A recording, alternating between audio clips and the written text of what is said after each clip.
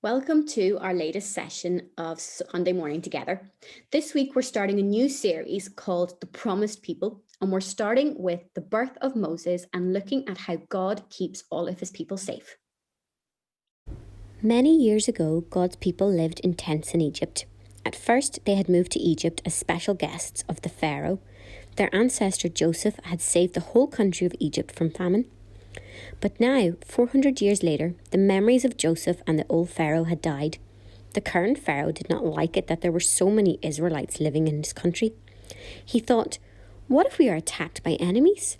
There are so many Israelites that they might take the side of the enemies and fight against Egypt. So Pharaoh thought of a plan to make the Israelites weak. He told his leaders that the Israelites were now going to be slaves in Egypt.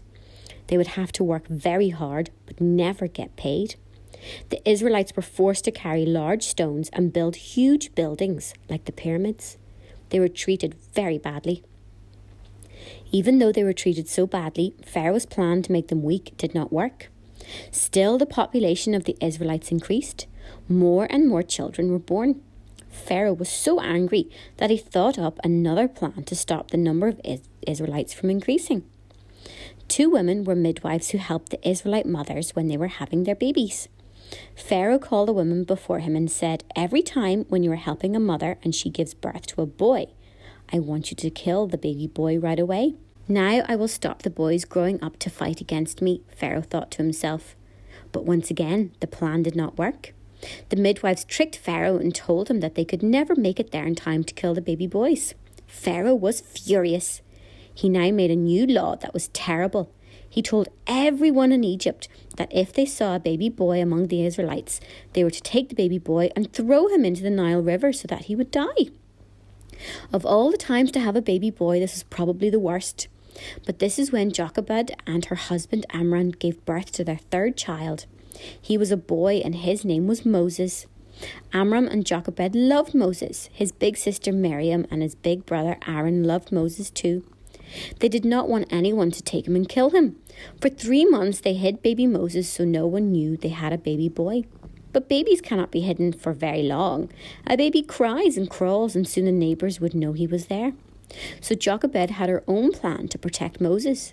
She made a basket out of papyrus, the plants that grow by the river. Then she covered the basket with thick tar so that it would be waterproof. She was making a basket that could float.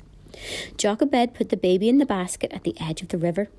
Moses' big sister Miriam stayed nearby. Maybe no one would find the baby hidden in the reeds. But someone did find Moses.